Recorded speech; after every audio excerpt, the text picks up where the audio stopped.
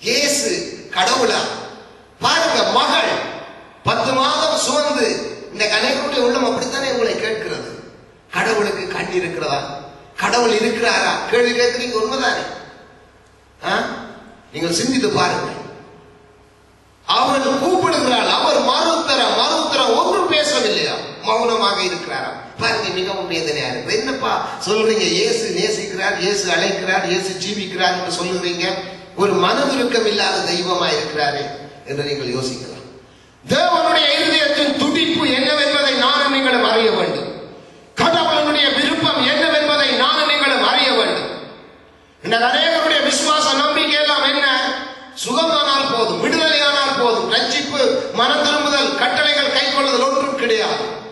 இன்றைக்கு பாருங்க, வலு ஆழமா நீங்கள் சத்தியத்தை சிந்தித்து பாருங்க. இன்றைக்கு அந்த சகோதரி போய் கேட்கிற பொழுது அவர் மறுத்தரம், இயேசு ஒரு மறுத்தரம் கொடுக்கவில்லையா, மறுத்தரம் ஒன்றும் கொடுக்கவில்லையா. அப்பொழுது அவருடைய சீசர்கள் வருகிறார்கள். பாருங்க, யார் மனதுருகிறது? வேதத்திலே நாங்கள் பார்க்கிறோம், இயேசு மனதுருகி கையை தொட்டார், அவர்கள் உயிரடைந்தார்கள், விடுதலையானார்கள். மனதுருக்கம் என்று பார்க்கிறோம். இங்க சீசர்கள் மனதுருகிறார்கள். சிலருடைய வாழ்க்கையில இப்படித்தான். இயேசு கிறிஸ்துவை விட அதிகமான ஊழியக்காரர், அதிகமான மனிதர்கள் தாங்கள் மனதுருகுவார்கள். தாங்கள் ஏதோ விடுதலையாகிறது, தாங்கள் ஏதோ கொடுப்போம் என்று சொல்லி மனதுருகிற அநேகர் உண்டு. நான் இங்கு சொல்லுகிறது இயேசு கிறிஸ்துவின் மனதுருக்கத்தை குறித்து. இன்று சீசர்கள் அதை கேட்டு, அவள் கூப்பிடுவதை கேட்டு போகின்றாள் இயேசுவிடத்திலே. இவள் நம்மை பின்தொடர்ந்து கூப்பிடுகிறாளே, இந்த ஸ்திரீ, இந்த சகோதரி நம்மை பின்தொடர்ந்து கூப்பிடுகிறாளே, இவளை அனுப்பிவிடும், அவரை வேண்டிக் கொண்டார்கள். அவரை வேண்டிக் கொண்டார். பாத்தீங்களா? வேதம் சொல்லுகிறது, கண்ணை படைத்தவர் பாராரோ, காதை படைத்தவர் கேளாரோ. பாருங்க, கண்ணை படைத்தவர், காதை படைத்தவர் பூமியில நடமாடுகிறார். அந்த ஸ்திரீனுடைய கண்ணை துடைக்க முடியாமல் இருதய கடினமாகிறார் என்று யோசிக்கிறீர்களோ? உங்களுடைய இருதயம் சரியாக தேவனை நோக்குமானால், சரியாக பிள்ளையாக மாற வேண்டும் என்று உங்களுடைய இருதயம் சரியாக கட்டளைகளை கைக்கொள்ளும் இயேசு அறியும் நீங்கள் வாஞ்சிப்பீர்களானால் உங்களுக்கு விடுதலை. மனிதர்கள் உங்களை விடுதலையாக்க முடியாது. நீங்கள் எந்த மனிதர்கிட்ட போய் எந்த ஊழியக்காட்டை போய் உங்களுடைய தலையை கொடுத்தால் உங்களுக்குள்ளே ஒரு மனம் திரும்புதல், உங்களுக்குள்ள ஒரு கீழ்ப்படுதல் இல்லாமல் கர்த்தர் கிரியை செய்ய முடியாது. இது உண்மை, இது சத்தியம். இந்த கானானிய ஸ்திரீ தேவனிடத்தில் வருகிறார், வந்து கூப்பிடுகிறார். தேவன் மறு உத்தரவு ஒன்றும் கொடுக்கவில்லை. தேவனுடைய இருதய துடிப்பை அறியாதவரை ஸ்திரீ, தேவனுடைய இருதய துடிப்பை அறியாத மனிதர்கள் எத்தனையோ மனிதர்கள் என்று உண்டு. கர்த்தர் கூப்பிடுகிறார், கர்த்தர் அறிக்கையிடுகிறார், இதோ வாசப்படி என்று தட்டுகிறேன், ஒருவன் என் சத்தத்தை கேட்டு கதவை திறந்தால் நான் உட்பிரவேசித்து அவனோடு போஜனம் பண்ணுவேன் என்று கர்த்தர் சொல்லுகிறார். மனிதர் தன்னுடைய காதை அடைத்துக் கொண்டு தன்னுடைய இருதயத்தை கடினப்படுத்திக் கொண்டு போகிறார்கள். இன்று அந்த ஸ்திரீ அப்படியே இருக்கின்றார். தேவன் கடினமாக இருக்கவில்லை, தேவன் அன்பில்லாமல் இருக்கவில்லை. அவளுடைய சத்தம் அந்த சீசர்களுக்கு விஷனமாக இருந்தது. அவர்கள் போய் தேவனிடத்திலே பரிந்து பேசுகிறார்கள். இந்த பரிந்து பேச சிலர் இப்ப நினைக்கிறார்கள், இப்ப நாங்கள் பரிந்து பேசணும், அப்படி அண்ணன் தம்பி இல்லை. மோசே, யோபு, தானியேல் இருந்தாலும் அவர்கள் நடுவிலே அவர்கள் மாத்திரம்தான் ரட்சிக்கக்கூடும். எசேக்கியேல் 16ஆம் அதிகாரத்திலே தேவன் தெளிவாய் சொல்லிவிட்டார். அதனால எனக்கு அருமையானவர்களை, நான் பேச வர காரியம் அந்த ஸ்திரியை குறித்து, தேவனுக்கும் அந்த ஸ்திரிக்கு உள்ளான பேச்சை குறித்து நான் உங்களோடு பேச வருகிறேன். வாசியுங்கள். அதற்கு அவர் காணாமல் போன ஆடுகளாகிய இஸ்ரவேல் வீட்டாருக்கு அனுப்பப்பட்டனே அன்றி மற்றபடி அல்ல வந்தார். மற்றபடி அல்ல. இப்பொழுது மறு உத்தரவு கொடுக்கிறார் இயேசு, மறு உத்தரவு கொடுக்கிறார் தெய்வம். ஆக சீசர்கள் யோசிச்சிருப்பார்கள், என்னப்பா இந்த மனுஷன், என்ன கடவுள் இவ்வளவு மனதிற்கு வேதனையோடு வந்து நிற்கிற மனுஷிக்கு இந்த மனுஷன் இப்படி கொடுக்கிறான்னு சிந்தித்திருப்பார்கள். இன்னைக்கு அநேகர் உங்களுடைய இருதயத்திலே நீங்கள் அப்படிப்பட்ட ஒரு சிந்தனையோடான் இருக்கிறீர்கள். என்ன நான் நோக்கி கத்தி கடவுளை இயேசுன்னு சொல்றார்கள், அப்படி எல்லாத்தையும் நான் போடுவார், ஒருவரும் எனக்கு மறு உத்தரவு கொடுக்கவில்லை என்று நீங்கள் கலங்கலாம். தேவனுடைய இருதய துடிப்பு வேறு, மனிதனுடைய இதய துடிப்பு வேறு, தேவனுடைய சிந்தனைகள் வேறு, மனிதனுடைய சிந்தனைகள் வேறு, தெய்வத்துடைய வழிநடத்தல் வேறு, மனிதனுடைய வழிநடத்தல் வேறு.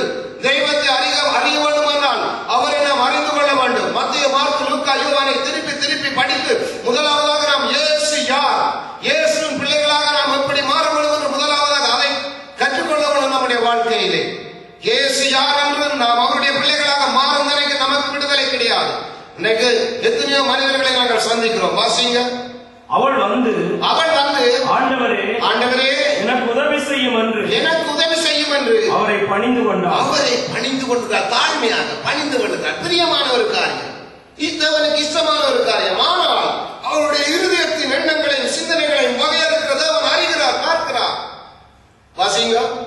அவர் அவளை நோக்கி, அவளை திரும்பவும் நோக்கி, பிள்ளைகளின் அப்பத்தை எடுத்து நாய்க்குட்டிகளுக்கு போடுவது நல்லதல்ல என்றார்.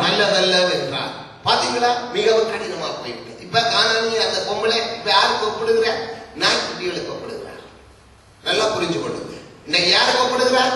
இன்னைக்கு நாங்க போய் பல மரியாதையா பக்குவமா அண்ணனுக்கு அண்ணன் என்று தம்பிக்கு தம்பி என்று ஐயா கையால் சிலர் வேண்டாத வார்த்தைகளை பேசுவார்கள். எல்லாத்தையும் சகித்து அந்த பாடின பாட்டின்படி அன்பை சொல்லி அவருடைய பிள்ளைகளாக நாங்கள் முயற்சிக்கிறோம். நாங்கள் இன்னைக்கு நாயினவர்களும் பெற மாட்டார்கள், பூனைக்குட்டியினவர்களும் பெற மாட்டாங்க, நாய்க்குட்டிகள் அவர்களும் வரமாட்டார்கள். இன்றைக்கு ஆண்டவர் சொல்லுகிறார், பிள்ளைகளின் அப்பத்தை எடுத்து கானானிய ஸ்திரீக்கு நேரம் நாய்க்குட்டிகளுக்கு போடுவது நல்லதில்லையே. கஷ்டமா இருக்கிறதோ, கடினமா இருக்கிறதோ, கஷ்டமா இருக்கிறதோ உங்களுக்கு சகித்து போங்கள். பாவக்காய் கசப்பானாலும் அங்கு பெரிய ஆசீர்வாதம் உண்டு. இன்றைக்கு உங்களுக்கு இந்த வாழ்க்கை கடினமாக கசப்பாக கஷ்டமாக இருந்தாலும் பின்னாடி அது உங்களுக்கு பெரிய ஆசீர்வாதத்தை கொண்டு வரும். அதனால் சகித்து இந்த சத்தியத்துக்கு செவி சாயுங்கள். வாசிங்கள். அதற்கு அவள் மெய்தான் ஆண்டவரே, ஆகிலும் நாய்க்குட்டிகள் தங்கள் எஜமான்களின் மேஜையில் இருந்து விழும், தங்களுடைய எஜமான்களுடைய மேசையிலிருந்து விழும் துணிக்கைகளை தின்னுமே என்றார். பார்த்தீங்களா, இப்படியும் இருக்கிறார்கள் மனிதர்கள், இப்படியும் இருக்கிறார்கள். ஆமாண்டவரை ஒத்துக்கொள்ளுகிறேன், நான் நாய்க்குட்டி தான். ஆனால் எஜமான்களுடைய நான் எஜமானாய்க்க பிள்ளையா இருக்க விரும்பவில்லை. எப்படியாவது என்னுடைய காரியம் நிறைவேறும். இன்றைக்கு அநேகர் தான் விரும்புகிறார். எப்படியாவது என்னுடைய கேன்சர் வியாதி சுகமாயிரப்படும், எப்படியாவது என்னுடைய எய்ட்ஸ் வியாதி சுகமாயிரப்படும், எப்படியாவது என்னுடைய நரம்பு வியாதி சுகமாயிரப்படும், எப்படியாவது என்னுடைய அஸ்மா சுகமாயிரப்படும். கர்த்தர் விட்டு வைப்பார். சிலர் போதகரிடத்துல குற்றம் சொல்றாங்க, வந்து பாஸ்டர் அழுது சொல்லுவாங்க, நித்திர கொள்ள இல்லாம இருக்கு, இப்படி ஜெபிங்க அப்படி ஜெபிங்க எல்லாம் ஜெபின்னு பாஸ்டர் வந்து ஜெபிப்பார், அங்க சுகமாக. ஆனால் கர்த்தர் காத்திருப்பார், எப்பொழுது நீ என்னுடைய பிள்ளையாவா, எப்பொழுது நான் உன்னை தொட்டு சுகமாக்குவேன். அவர் நேசிக்கிற பிள்ளைகளை விட்டு வைப்பார்.